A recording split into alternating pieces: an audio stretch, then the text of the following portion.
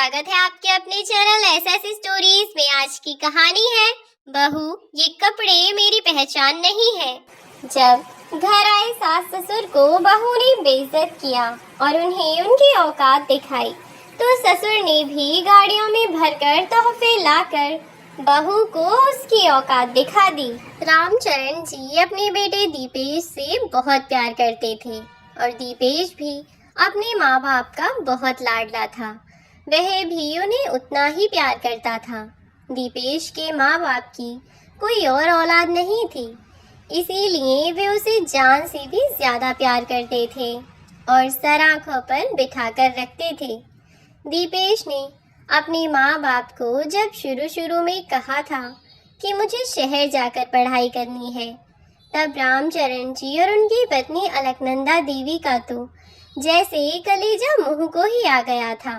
लेकिन रामचरण जी ने अपनी पत्नी को समझाया कि अभी वह शहर नहीं जा रहा है, अभी तो वह 12वीं कक्षा में ही आने वाला है और जब तक उसकी 12वीं पूरी नहीं हो जाती तब तक तो वह कहीं जाएगा ही नहीं।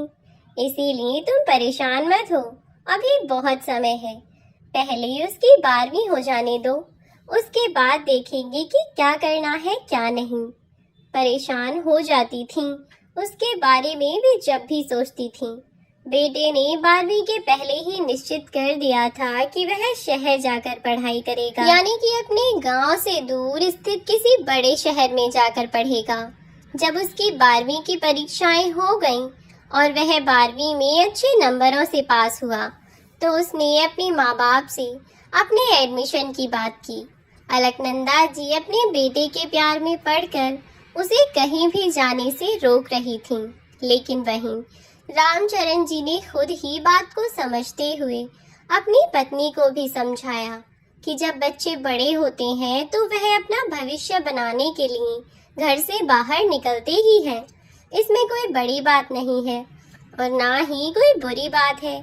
अगर हम उसे हमेशा ही अपने दामन से बांध कर रखेंगे तो वह जीवन में कभी आगे नहीं बढ़ पाएगा और ना ही कभी बड़ा आदमी बन पाएगा। उसके लिए हमने जो सपने देखे हैं वह ना ही उन्हें पूरा कर पाएगा और ना ही अपने सपनों को पूरा कर पाएगा। तुम समझ रही हो ना? अगर हमें अपने बच्चों को कामयाब बनाना है तो खुद से दूर भेजना होगा और फिर माँ बाप का तो काम ही होता है अपने बच्चों के भले के लिए खुद के दिल पर पत्थर रखकर अपने बच्चों को खुद से दूर भी भेजना पड़ता है। अब अगर यह जाना ही चाहता है तो इसे जाने दो, कोई बात नहीं, इसके साथ जबरदस्ती मत करो।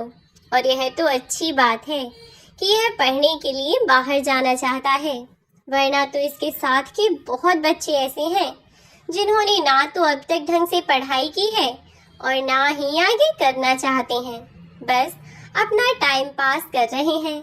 इसीलिए भगवान से दुआ करो कि तुम्हारा बेटा अपना भविष्य बनाना चाहता है और एक माँ बाप के लिए इससे ज्यादा खुशी की बात और क्या हो सकती है।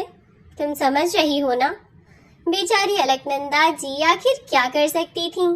ना चाहते हुए भी अपने बेटे के भविष्य के लिए उसे खुद से दूर भेजने की अनुमति दे दी।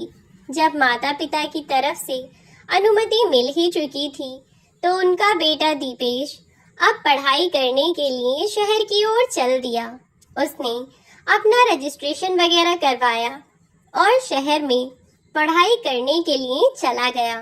दीपेश के पिताजी रामचरण जी की गांव में बहुत इज्जत थी, सब लोग उन्हें सम्मान देते थे और सब लोग उन्हें बहुत प्यार भी करते थे क्योंकि वे गांव में सभी लोगों की मदद किया करते थे।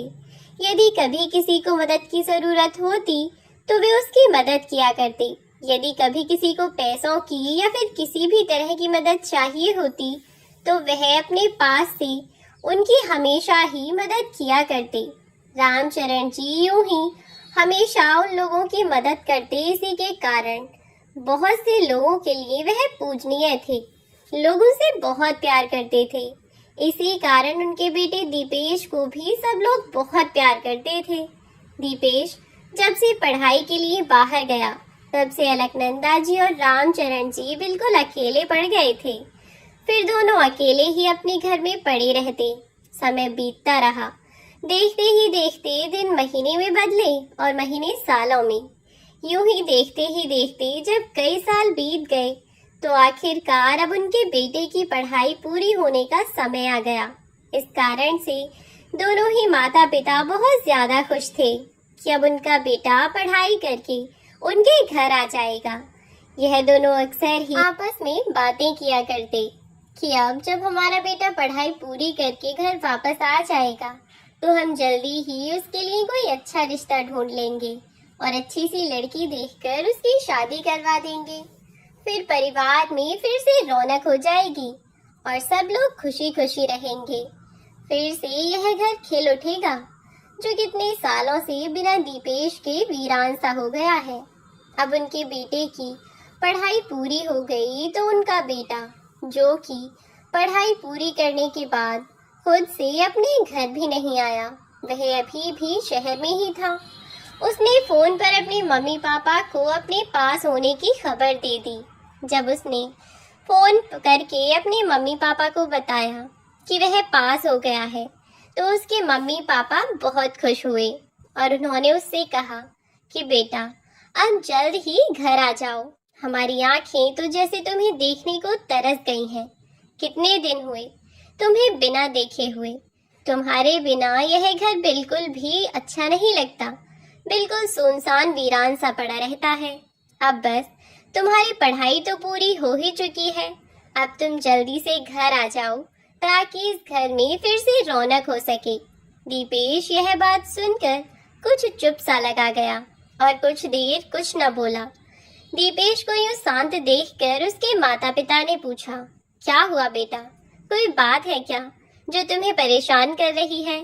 तब दीपेश ने कहा, हाँ मम्मी, वह दरअसल मुझे आपसे एक बहुत जरूरी बात करनी थी। यहाँ शहर में थोड़ी सी प्रॉब्लम हो गई थी, इसीलिए मुझे यहीं पर ही।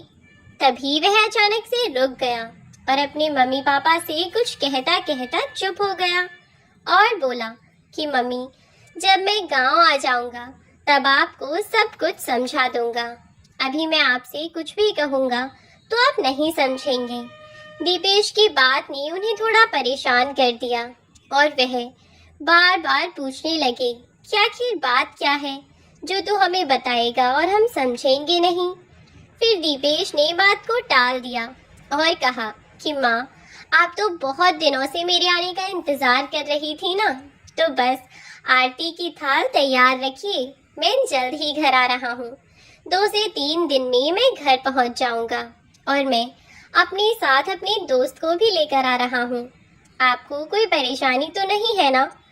दीपेश की इस बात को सुनकर उन दोनों ने ही सोचा कि दीपेश का कोई दोस्त उसके गांव घूमना चाहता होगा, इसीलिए दीपेश उसे साथ लेकर आ रहा है। लेकिन उन्हें क्या पता था कि दीपेश के दिलो दिमाग में तो कुछ और ही चल रहा है। वे तो खुशी खुशी अपने बेटे को कहने लगे कि ठीक है बेटा, तू अपने दोस्त को लेकर यहाँ आ जा, हमें कोई परेशानी नहीं है। लेकिन जैसे ही दीपेश 2 दिन बाद अपने घर आया तो उसकी माँ खुशी खुशी अपने बेटे की आरती उतारने लगी। दीपेश अपने साथ एक दोस्त को भी लेकर आया था, पर जैसा उसके मम्मी पापा ने सोचा था, उसका वह दोस्त कोई लड़का नहीं था बल्कि एक लड़की थी जो कि अपने सामान के साथ वहां आई थी।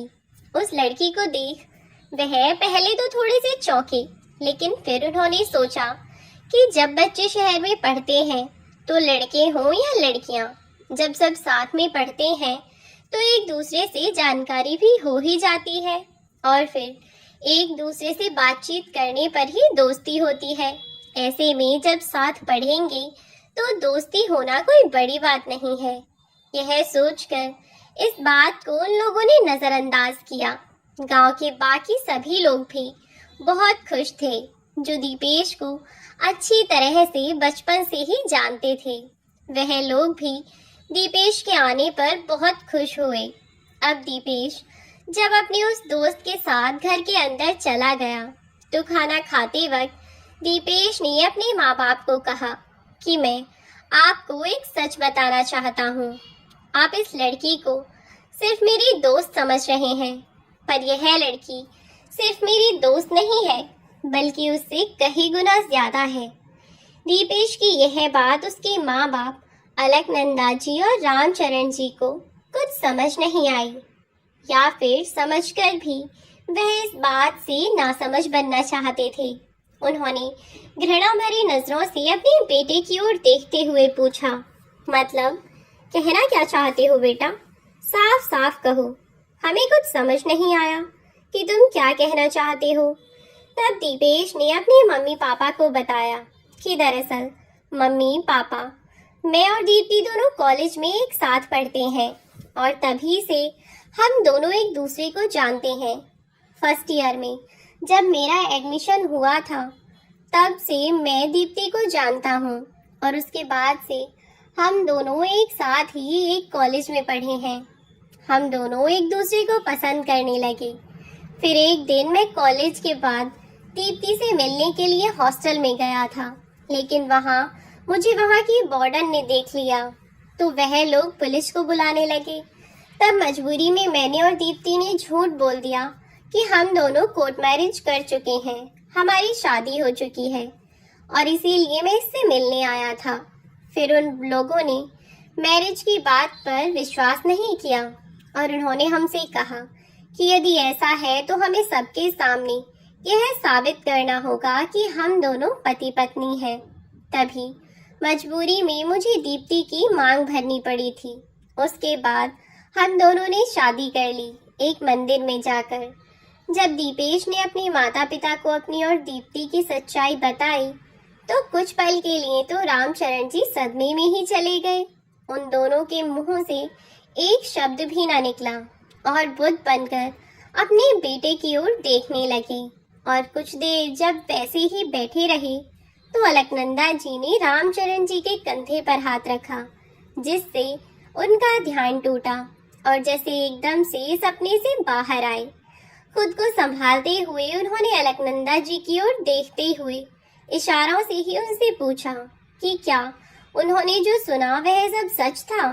आखिरकार वह बोल पड़ी कि बेटा, यह तू कैसा मजाक कर रहा है? हमारी कोई उम्र है यह सब मजाक करने की? तो उनका बेटा बोला, नहीं पापा, मैं कोई मजाक नहीं कर रहा हूँ, यह बिल्कुल सच है। दीप्ति मेरी पत्नी है, मैंने इससे शादी कर ली है और अब हम दोनों साथ ही रहेंगे। आप दोनों इतने समय से मेरा इंतजार कर रहे थे, इसीलिए मैं आपको परेशान नहीं करना चाहता था और सोचा कि एक बार आपके पास आकर आपको सब कुछ बता दूं। इसीलिए यहाँ आकर सामने से आपको सब कुछ बताया है। उम्मीद है कि आप मेरी परेशानी समझने की कोशिश करेंगे। रामचरण जी इस बात को सुनकर नाराज होते हुए बोले, तूने हमें पागल समझ रखा है क्या कि किसी भी लड़की को लेकर आ जाएगा और कहेगा कि यह तुम्हारी बहू है और हम उसे अपना लेंगे? ऐसा कभी नहीं हो सकता। ऐसे ही किसी भी लड़की को हम अपने घर की बहू नहीं बना सकते। और फिर तूने एक बार भी इतना बड़ा फैसला लेने से पहले हमसे पूछना तो दूर, हमें बताना भी जरूरी नहीं समझा। आखिर तू ऐसा कैसे कर सकता है? हमें तुझसे ऐसी उम्मीद नहीं थी। हमने तो तेरे हर सपने को पूरा करने की कोशिश की, लेकिन तू तो हमारे ही सपनों को तोड़ने पर तुला हुआ है। क्या क्या नहीं सोचा हमने तेरे लिए, लेकिन तूने हमारे सारे सपने मिट्टी में मिला दिए। आखिर क्या कमी छोड़ी थी हमने तेरे प्यार में? सब कुछ किया, जो तूने मांगा तुझे ला कर दिया, तेरी ख्वाहिशों को पूरा किया। एक बार कम से कम यह फैसला लेने से पहले हमसे पूछ तो लिया होता, हमें एक बार इस बारे में बता ही दिया होता। तो फिर तू क्या चाहता है? कौन सा हम तुझे रोक रहे थे? तेरी खुशी हमें अपनी खुशियों से भी प्यारी है, लेकिन नहीं, तूने तो हमें कुछ बताना जरूरी ही नहीं समझा। रामचरण जी अपने बेटे की इस हरकत पर बहुत नाराज हुए और उन्होंने उसे बहुत डांटा भी। और अपने बच्चों की ऐसी हरकत पर उसे डांटना स्वाभाविक सी बात है। अगर किसी भी व्यक्ति के साथ ऐसा हो तो निश्चित ही वह नाराज ही होगा। लेकिन इस बात को समझने की बजाय दीपेश उल्टा इस बात पर नाराज हो गया और उल्टा अपने पापा से बहस करने लगा। बातों बातों में उनकी बहस थोड़ी ज्यादा हो गई और अब दीपेश गुस्से में चेयर से उठकर चला गया। उधर रामचरण जी ने भी खाना नहीं खाया और गुस्से में वे भी चले गए। अलकनंदा जी ने रात में रामचरण जी को समझाया कि उन्हें अब ऐसे गुस्सा नहीं करना चाहिए। दीपेश की शादी हो चुकी है और अब चाहे वह कुछ भी करें, यह सच बदला नहीं जा सकता। यह सच्चाई है कि दीपेश की शादी हो चुकी है। अब वह उसकी पत्नी है, उसका अपना परिवार है और अक्सर ही बच्चों से ऐसी गलतियां हो जाती हैं, लेकिन यह माँ बाप का फर्ज है कि वह बच्चों को माफ कर दें। ऐसे में अगर हम भी उनसे मुंह मोड़कर बैठ जाएं, तो बच्चे बेचारे किसके सहारे रहेंगे। अब रामचरण जी को यह बात समझ आ चुकी थी और उन्होंने सोचा कि सुबह उठकर मैं अपने बेटे से बात कर लूंगा और इस प्रॉब्लम का कोई ना कोई सॉल्यूशन हम निकाल ही लेंगे कि किस तरह से उन्हें अपनी बहू को गांव वालों से मिलवाना है, कैसे गांव वालों के सामने उसे लाना है। अब रामचरण जी यही सोचकर सो गए। अगले दिन जब उन दोनों की आंखें खुली, तब तक उनका बेटा घर छोड़कर अपनी पत्नी के साथ वापस जा चुका था।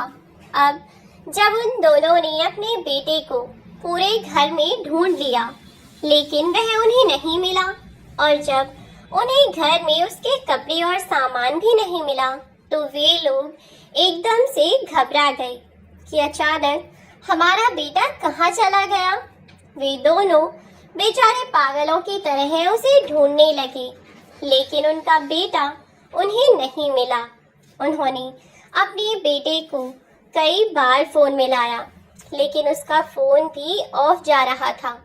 जाने कितनी कोशिश की उन्होंने अपने बेटे को ढूंढने की, लेकिन उन्हें उनका बेटा कहीं ना मिला।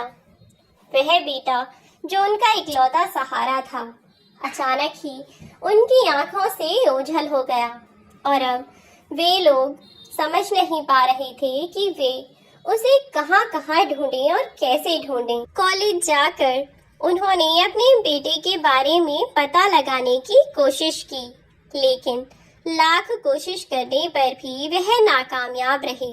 यूं ही बेटे की राह तकते तकते बेचारे अपना समय गुजार रहे थे। जब भी उन्हें किसी से पता चलता कि उनके बेटे के यार दोस्त वहाँ हैं, वह तुरंत ही उसके दोस्तों को ढूंढने के लिए, उनसे मिलने के लिए वहाँ पहुँच जाते, ताकि उन्हें कहीं से उनके बेटे का पता चल जाए। लेकिन किसी ने भी उसके बारे में कुछ भी जानने से इनकार कर दिया। सबने यही कहा कि जब से उसकी पढ़ाई पूरी हुई है, तब से तो वह जैसे गायब हो गया है। उसने तो अपना नंबर तक बदल दिया। अब तो हमारी भी उससे कभी बात नहीं होती अंकल। यही जवाब सुन सुनकर बेचारे रामचरण जी थक चुके थे और अब तो दोनों की आंखें भी बूढ़ी होती जा रही थीं। बेचारों की नजरों से ठीक से कुछ दिखता भी न था। बेटे की राह तकते रहते। एक दिन उनके एक जानकार उनसे मिलने के लिए उनके घर आए हुए थे, साथ ही उनका बेटा भी था। बात बातों में उन्होंने अपने उन जानकार से बात की, अपने बेटे के बारे में बताया और बताया कि किस तरह उनका बेटा गायब हो गया है। जब भी अपने दोस्त को वह यह सब बता रहे थे, तो उनके बेटे ने भी उनकी बातें सुन ली और उनकी बात सुनकर उनके बेटे ने कहा कि अंकल, आखिर आपका बेटा दिखता कैसा है? आप मुझे उसकी फोटो दीजिए, हो सकता है मैं आपकी कोई मदद कर सकूं। तब रामचरण जी अपने बेटे की फोटो उस लड़के को दिखाते हुए कहने लगे कि बेटा, फोटो तो तुम देख लो, लेकिन इससे कोई फर्क नहीं पड़ेगा, क्योंकि मुझे तो यह भी नहीं पता कि मेरा बेटा कहाँ है, किसी गांव में है या किसी शहर में है, तो मैं उसे कहाँ ढूंढूं। इतना कहते कहते रामचरण जी ने अपने फोन में फोटो निकालकर उस लड़के के आगे कर दी, तो वह लड़का फोटो देखते ही चौंक गया और बोला, अरे अंकल, यह लड़का तो इस शहर में ही है जिस शहर में मैं अपनी पढ़ाई कर रहा हूँ।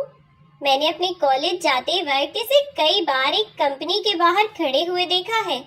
यह शायद वहाँ काम करता है और जानता भी हूँ मैं इसे, इसीलिए क्योंकि एक बार मैं जब अपने कॉलेज जाते वक्त बहुत जल्दबाजी में था और शायद यह कुछ सामान लेकर सामने से आ रहा था और मेरी गलती से इससे टक्कर हो गई और इसका सारा सामान नीचे गिर गया।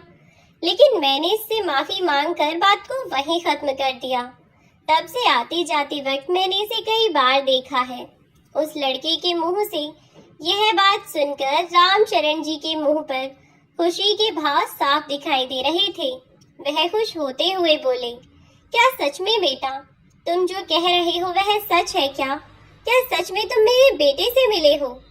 तब वह लड़का बोला, हाँ अंकल, फोटो देखकर तो ऐसा ही लग रहा है कि यह वही लड़का है। बाकी मैं ज्यादा अच्छे से नहीं जानता, ना ही कभी कोई बातचीत हुई है। लेकिन जब आपने इतनी जगह अपने बेटे को ढूंढा है तो एक बार मेरे कहने से आप वहां जाकर देख लीजिए। क्या पता आपका बेटा कैसा है और जिसे मैंने देखा है क्या वही आपका बेटा है और कोई और तो नहीं है। उस लड़के की बात रामचरण जी को समझ आ चुकी थी और उन्होंने अपनी पत्नी सहित उस लड़के के साथ शहर जाने का निश्चय किया और अगली सुबह वह अपनी पत्नी को लेकर शहर की ओर चल दिए। उन्होंने शहर जाकर देखा तो एक बड़ी कंपनी के बाहर उस लड़के ने उन्हें जाकर खड़ा कर दिया और कहा कि अंकल, मैंने उस लड़के को यहीं देखा है, आप यहीं इंतजार कीजिए, वह किसी भी वक्त यहाँ आ ही जाएगा।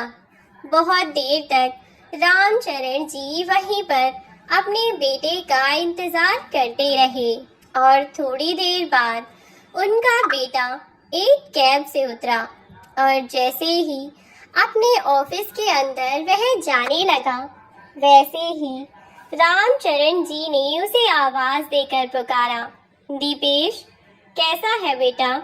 एक आवाज में ही दीपेश ने अपने पिता की आवाज को पहचान लिया। जैसे ही उसने अपने पिता की आवाज सुनी, वैसे ही उसने पीछे मुड़कर देखा और पाया कि उसके सामने उसके पिताजी खड़े हैं। इतने वर्षों बाद अपने पिता को अपने सामने देखकर दीपेश खुशी के मारे रोने लगा और दौड़ता हुआ आकर अपने पिता के सीने से लग गया। रामचरण जी भी इतने दिनों बाद अपने बेटे को अपने इतना पास पाकर बहुत ज्यादा खुश हुए। अपने बेटे को वे वापस पा चुके थे। उसे अपने इतना पास पाकर खुशी के मारे उनकी आंखों से आंसू बहे जा रहे थे। दोनों ही पिता और बेटे रोए जा रहे थे। इतनी ही देर में छाया में खड़ी हुई अलकनंदा जी भी आगे आ गईं और वे भी अपने बेटे को निहारने लगीं और प्यार से वे उसके चेहरे पर हाथ फिराती हुई बोली, बेटा, कहाँ चला गया था तू हमें छोड़कर? तुझे हमारी याद नहीं आई? तूने एक बार भी हमारे बारे में नहीं सोचा कि तेरे बिना हमारा क्या होगा? कैसे रहेंगे हम तेरे बिना? बेटा, तेरे अलावा हमारा आखिर था ही कौन? और फिर तू भी बिना बताए, हमें बिना कुछ कहे, हमें छोड़कर यहाँ चला आया। आखिर किसके सहारे? बता, आखिर क्या सोचा था तूने? गुस्से में वे अपने बेटे को डांटने लगी तो रोता रोता दीपेश अपनी माँ के गले लग गया और माफी मांगने लगा। मुझे माफ कर दो माँ, मुझसे बहुत बड़ी गलती हो गई। आज के बाद मैं आप लोगों से कभी भी दूर नहीं जाऊंगा, कभी आप लोगों को छोड़कर नहीं जाऊंगा। तब रामचरण जी और उनकी पत्नी अलकनंदा जी, वह उन दोनों को अपने माता पिता रामचरण जी और अलकनंदा जी को गले लगाकर दीपेश रोने लगा तो वे उसे चुप कराते हुए रामचरण जी बोले, बेटा, एक बार हमसे बात तो कर ली होती। माना मैं उस समय गुस्से में था, पर तूने तो एक दिन का भी मौका नहीं दिया कि मैं खुद को समझा सकूं। तू तो हमें यूं ही छोड़कर चला आया। तू तो चला आया, पर तेरे जाने के बाद हमारी जिंदगी मौत से भी बदतर हो गई थी। कहाँ कहाँ नहीं ढूंढा हमने तुझे, जहाँ जिसने बता दिया बस हम वहीं चल पड़े। कितना ढूंढा हमने तुझे, कितनी मिन्नतें की, गांव गांव शहर शहर तुझे ढूंढते फिरे। तेरे सब यार दोस्तों के घर पर पहुंचे, पर किसी ने भी हमें कुछ नहीं बताया। हम तो पागल हुए फिर रहे थे और तुझे वापस पाने की उम्मीद लगभग खो ही चुके थे कि वह तो ईश्वर की कृपा थी कि तू हमें वापस मिल गया, वरना हम दोनों तो यूं ही मर जाते। वे दोनों इतने बरसों बाद अपने बेटे को पकड़कर बस रोए जा रहे थे। अब दीपेश ने उन दोनों को शांत कराया और उन्हें चुप कराकर उस दिन उसने ऑफिस से अपनी छुट्टी ली और छुट्टी लेकर वह अपने माँ बाप के साथ उन्हें लेकर सीधा घर पहुंचा। घर पर जैसे ही उसने दरवाजा खटखटाया तो उसकी पत्नी दीप्ति ने दरवाजा खोला। दीपेश शहर में ही एक फ्लैट किराए पर लेकर रहता था और वह एक अच्छी खासी कंपनी में नौकरी करता था। लेकिन वहीं दीपेश के माँ बाप, जो कि गांव में ही रहा करते थे, बेटे के घर छोड़कर चले जाने के बाद उन दोनों की ही स्थिति बहुत बेकार हो गई थी। उन्हें अपने खाने पीने का होश न रहता, उन्हें न अपने खाने का होश रहता, ना पीने का, ना ही कपड़े लत्ते का। पहले जो बाबूजी बने घूमते थे, वहीं आज फटे पुराने से गंदे से कपड़े पहनकर घूमते रहते। कहीं भी कोई भी कह देता तो बस यूं ही चले जाते। जो इंसान पहले बिना प्रेस के कपड़े नहीं पहना करता था, वह अब यूं ही सलवटों के धोती कुर्ते पहने घूम रहा था। दीपेश के पिताजी जैसे कपड़ों में बैठे हुए थे अपने घर पर, वह वैसे ही कपड़ों में उठकर अपने बेटे से मिलने के लिए शहर आ गए थे। तो जैसे ही दीपेश की पत्नी दीप्ति ने दरवाजा खोला, वह दीपेश के साथ उन दोनों बुजुर्गों को देखकर थोड़ी चौंक सी गई। फिर दीपेश ने कहा, पहचाना नहीं? देखो, यह मेरे मम्मी पापा हैं। तुम तो इन्हें भूल ही गई। तब वह बोली, यह तुम्हारे मम्मी पापा हैं? मैंने पहचाना ही नहीं। तब अलकनंदा जी बोली, अरे कोई बात नहीं बेटा, अभी एक ही बार तो मिली है हमसे, और वह भी रात आई और सुबह चल दी, तो कितना ही जान पाई थी। इतना इंसान को कहाँ ध्यान रहता है। दीप्ति एकदम से अपने नाक मुंह चढ़ाने लगी और इस वक्त उसकी कुछ सहेलियां उससे मिलने के लिए उसके घर पर आई हुई थीं और अपने सास ससुर को ऐसे वेश में देखकर उसने अपनी सहेलियों से उन्हें मिलवाया नहीं।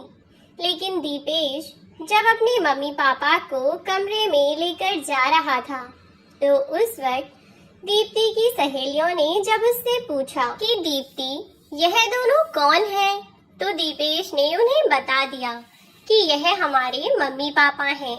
तब दीप्ति को अपनी सहेलियों के सामने बहुत बेइज्जती महसूस हुई। उसने अभी उसे कुछ नहीं कहा। वहां से वह चुपचाप चली गई और अपने सास ससुर को कमरे में ले गई और उन्हें चाय पानी दिया। इस बार तो जाने कैसे वह शांत रह गई थी। दीपेश ने उसे समझाया कि वह एक दो दिन साड़ी ही पहनकर रहे, जब तक उसके माँ बाप गांव में नहीं चले जाते, बस तब तक के लिए। उसके बाद जो चाहे वह पहनकर घूम सकती है। तब दीप्ति ने मन मारकर 2 दिन साड़ी पहन तो ली, लेकिन मन ही मन अपने सास ससुर को वह कोसती रहती। अभी उसके सास ससुर को आए हुए यहाँ दिन ही कितने हुए थे? 2 ही दिन तो हुए थे बस, और आज तीसरा दिन था। और इतने में ही बस दीप्ति उकता गई और उससे अपने सास ससुर की सेवा नहीं की जा रही थी। फोन पर अपनी सहेली से बात कर रही थी। जब दीप्ति तब उसकी सहेली उससे कुछ कह रही थी, तब वह अपनी सहेली से कहने लगी, क्या करूं यार, मैंने इन लोगों को थोड़े ही ना बुलाया था, बेशर्मों की तरह खुद चले आए हैं। इतना भी नहीं सोचते कि हाथ हिलाते हुए यूं ही चले जा रहे हैं, कुछ लेकर ही चलें। पता नहीं कैसे कैसे लोग रहते हैं, मुझे तो समझ नहीं आता कि क्या करूं। तुझे पता है, अभी कुछ दिन पहले जो वे लोग आए थे, तो उस टाइम मेरी सहेलियां आई हुई थीं और इन लोगों की वजह से उनके सामने मेरी इतनी बेइज्जती हुई जिसका कोई जवाब नहीं। बिल्कुल गंवार है, गंवार। न रहने की तमीज है, न खाने पीने की। कपड़े लत्ते इतने गंदे, इतने बड़े, इतनी बेकार और बदतमीजी से रहते हैं कि क्या ही बताऊं। समझ नहीं आता यार, दीपेश उन लोगों को घर में लेकर क्यों आया। अरे माँ बाप तो ठीक है, ऑफिस के बाहर ही कुछ खिला पिला कर इन्हें वहीं से इनके गांव क्यों नहीं भेज दिया। मुझे तो लगता है कि अब इन लोगों का रहने सहने का कोई ठिकाना नहीं रहा होगा, इसीलिए यहाँ आकर पड़ गए हैं और फिर जाने का नाम ही नहीं ले रहे। मैंने तो सोचा था कि 1-2 दिन रुकेंगे, पर आज तीसरा दिन हो गया, जाने का नाम ही नहीं ले रहे, बेशर्मों की तरह पड़े हुए हैं। दीप्ति की यह सारी बातें रामचरण जी ने सुन ली और यह सारी बातें सुनकर जैसे उनके पैरों तले जमीन निकल गई। उन्हें ऐसा लग रहा था जैसे भरे गांव के सामने किसी ने उन्हें थप्पड़ मार दिया हो। उन्हें अपनी बहुत बेइज्जती महसूस हो रही थी, और होती भी क्यों ना। जो इंसान अपने गांव में जाना माना नामी आदमी था, जिसकी अच्छी खासी खेती बाड़ी थी, वह इंसान अपने लिए ऐसी ओछी बातें सुनकर बेइज्जती तो महसूस करता ही ना।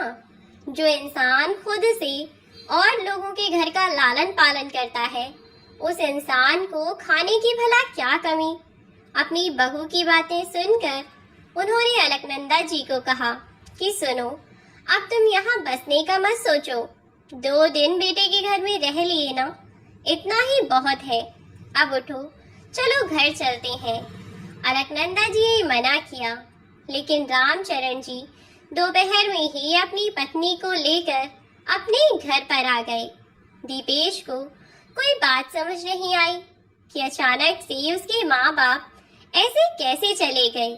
उसने अपने माँ बाप से फोन पर जानने की कोशिश भी की, लेकिन उन्होंने उसे कुछ भी नहीं बताया।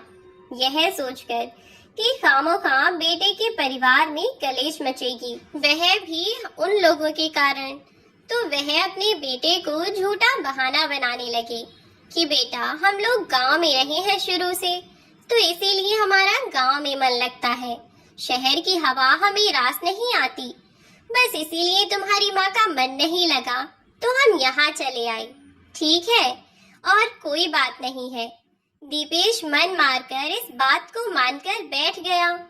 अब दीपेश का 2 साल का बेटा था और इस बार उसके जन्मदिन पर दीपेश ने अपने माता पिता को न्योता भेजा और जन्मदिन पर 2 दिन पहले ही आने को कहा, लेकिन रामचरण जी कुछ सोचकर रुक गए और उन्होंने अपनी पत्नी को भी 2 दिन पहले नहीं जाने दिया। अब जन्मदिन वाले दिन रामचरण जी और उनकी पत्नी अपने घर से तैयार होकर अपने पोते के जन्मदिन में जाने के लिए निकल गए।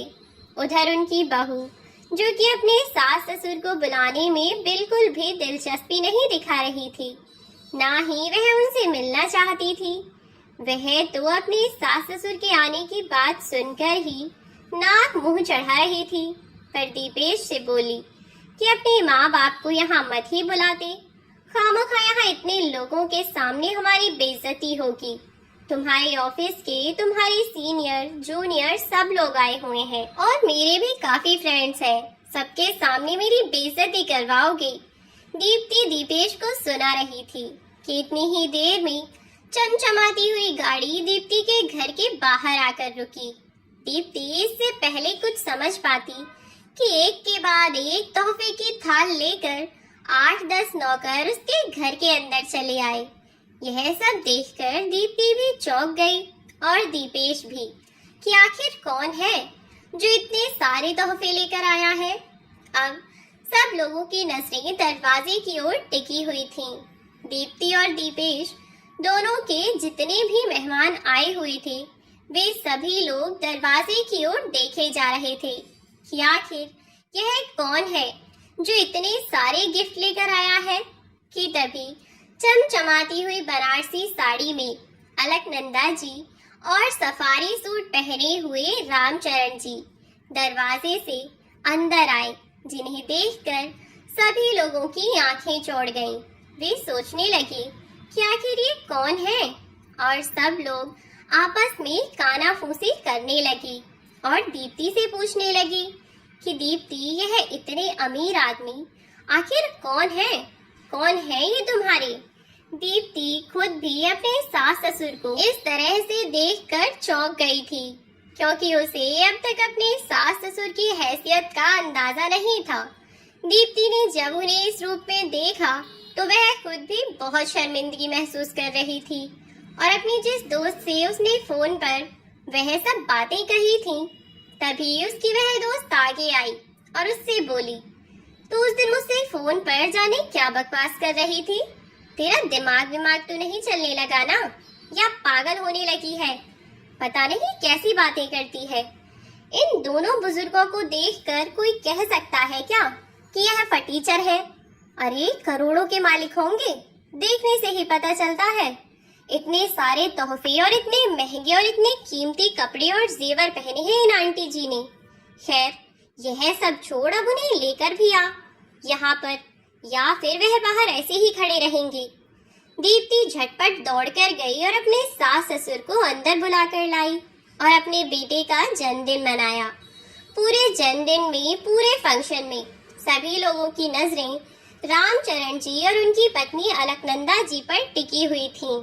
अब जब फंक्शन पूरा हुआ तो सब लोग वापस चले गए और सब लोगों के जाने के बाद अलकनंदा जी और रामचरण जी बोले कि ठीक है बेटा, अब हम भी चलते हैं। तब दीपेश बोला कि कहाँ चलते हैं बाबूजी? आपने तो हद कर दी, बिल्कुल मेहमानों की तरह व्यवहार कर रहे हैं। आप तो घर के इंसान हैं। एक तो आप पहले ही समय से नहीं आए, इतना लेट आए हैं, ऊपर से आपको जाने की इतनी जल्दी लगी है। 2-4 दिन रुक जाइए ना, मेरा भी मन लग जाएगा। तब रामचरण जी ने हंसते हुए कहा, अरे नहीं बेटा, हम दोनों यहाँ नहीं रुक सकते। तब दीपेश बोला कि क्यों नहीं रुक सकते? दीप्ति, तुम ही कहो ना पापा को कि रुक जाएं। क्या पता वह तुम्हारी बात समझ जाएं। तब दीप्ति ने अपने सास ससुर से कहा कि मम्मी पापा जी, आप लोग 2-4 दिन रुक जाइए ना, मुन्ने का भी मन लगा रहेगा और आप उसे खिला लीजिएगा। वह ठीक से आपको जानता भी नहीं है, इसी बहाने जान जाएगा। 2-4 दिन रुक जाइए ना। तभी रामचरण जी ने दीप्ति की ओर देखते हुए कहा, नहीं बेटा, हमारे घर खाने पीने की कोई कमी नहीं है और ना ही हम इतने बेगैरत हैं कि हम यहाँ पड़े रहें।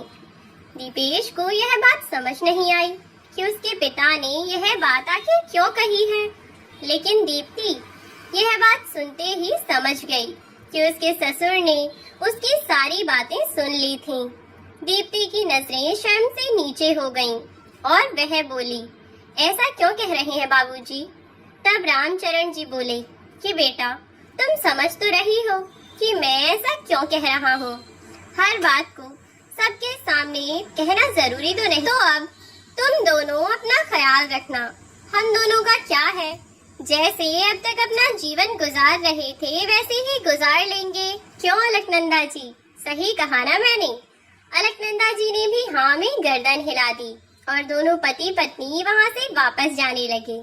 लेकिन दीपेश ने अपने मम्मी पापा का हाथ पकड़ा और कहा, क्यों पापा मम्मी, आप लोगों ने बस दीप्ति को समझाया कि आप यहाँ क्यों नहीं रुक सकते, लेकिन मुझे कौन बताएगा कि आप यहाँ क्यों नहीं रुक सकते? बात क्या है पापा, बताइए मुझे। तब रामचरण जी बिल्कुल चुप खड़े हो गए। तब उसने दीप्ति की ओर तिरछी नजरों से घूरते हुए कहा, दीप्ति, मुझे तुम बताओ कि बात क्या है। क्या कोई मुझे बताएगा कि आखिर यहाँ क्या चल रहा है? मुझे बताइए कि आखिर यहाँ क्या चल रहा है। तब भी दीप्ति ने कुछ नहीं कहा। जब गुस्से में दीपेश ने चिल्लाकर कहा कि दीप्ति, मुझे सच जानना है कि आखिर सच क्या है, तब दीप्ति ने डर के मारे रोते रोते उसे सारी सच्चाई बता दी। दीप्ति की यह बात सुनकर दीपेश गुस्से से बौखला गया और उसे थप्पड़ मारने को उसकी ओर बढ़ा, लेकिन रामचरण जी ने उसका हाथ पकड़ लिया और बोले, बेटा, हमारे घर के मर्दों को हम यह सीख नहीं देते कि वह अपनी पत्नियों पर हाथ उठाएं। खबरदार जो आज के बाद बहू पर हाथ उठाया तो। और जहाँ तक बात रही इसकी उन बातों की, तो जितना यह हमें जान पाई इसने उतना ही कहा, लेकिन क्या करें, हम तो इज्जत वाले इंसान हैं ना, तो बस किसी की बातें बर्दाश्त नहीं हो पाई और इसीलिए हम चले गए। अब दीप्ति को भी अपनी गलती का एहसास हुआ और उसने हाथ जोड़कर अपने सास ससुर से माफी मांगी। वह उनके पैरों में गिरने लगी तो उसके ससुर जी ने अपनी बहू को उठाया। उसे पैरों से उठाते हुए बोले कि बेटा, तुम्हें इतना झुकने की जरूरत नहीं है हमारे सामने, तुम हमारे लिए हमारी बेटी के समान हो। तब दीप्ति ने उनसे कहा कि अगर बेटी के समान हूँ तो मुझे माफ कर दीजिए पापा जी, सचमुच मुझसे बहुत बड़ी गलती हो गई। मैंने आपको गलत समझा। मुझे आपके बारे में, आपकी इज्जत और हैसियत के बारे में कोई अंदाजा नहीं था। प्लीज मुझे माफ कर दीजिए। तब रामचरण जी ने कहा कि बेटा, इस बात से कोई फर्क नहीं पड़ता कि हमारी हैसियत कितनी है कितनी नहीं।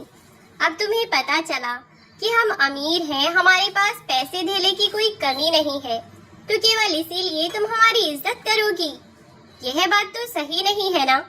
रिश्ते पैसों के मोहताज नहीं होने चाहिए, इंसान की कदर करनी चाहिए। यदि हमारे पास पैसे नहीं होते तो तुम हमारी कदर नहीं करती, यही कहना चाहती हो ना तुम। तब दीप्ति हाथ जोड़कर ना में गर्दन हिलाती हुई बोली, नहीं नहीं पापा जी, ऐसा कुछ नहीं है, मुझे माफ कर दीजिए। मैं उस दिन ज्यादा बोल गई अपनी सहेली से।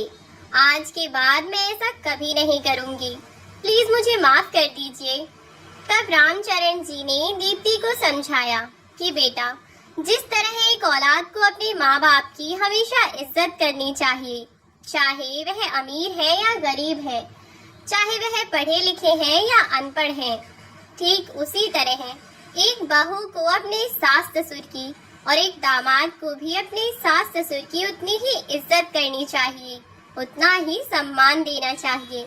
इस बात से कोई फर्क नहीं पड़ता कि उनकी जेब में कितने पैसे हैं या वह कितने पढ़े लिखे हैं। इंसान की हैसियत देखकर ही उन्हें मान सम्मान देना, उनके रिश्तों का कोई मोल न करना इंसानियत की पहचान नहीं है। असल में आप एक असली इंसान, एक अच्छे इंसान तभी कहलाएंगे जब आप ऊंच नीच या पैसों की हैसियत को भूलकर रिश्तों को सम्मान देना शुरू करें। समझे बेटा? दीप्ति अब यह बात अच्छे से समझ चुकी थी और बोली कि जी पापा जी, आज के बाद मैं ऐसी गलती कभी किसी के साथ नहीं दोहराऊंगी। मैं आपकी बात अच्छे से समझ चुकी हूँ। तो दोस्तों, उम्मीद है कि दीप्ति के साथ आप लोग भी यह बात अच्छे से समझ चुके होंगे कि रिश्ते पैसों की और धन दौलत के मोहताज नहीं होते। जहाँ सिर्फ पैसे की कदर हो पर इंसान की कदर ना हो, तो क्या आप वहाँ जाना चाहेंगे? नहीं ना। जहाँ आपको कोई पानी तक ना पूछे लेकिन वैसे वह लोग बहुत अमीर हो, तो क्या आप ऐसे लोगों के पास रहना पसंद करेंगे? नहीं ना। इसका मतलब जब आप इज्जत पाना पसंद करते हैं तो सबसे पहले लोगों को इज्जत देना सीखिए, तभी दूसरे भी आपको इज्जत और प्यार और सम्मान देंगे। पैसा बाद की चीज है, पहली चीज होती है इंसानियत, जो कि हमें कभी नहीं भूलनी चाहिए। तो दोस्तों, अगर आपको यह कहानी अच्छी लगी हो तो लाइक, शेयर और सब्सक्राइब करना बिल्कुल न भूलें। Thanks for watching.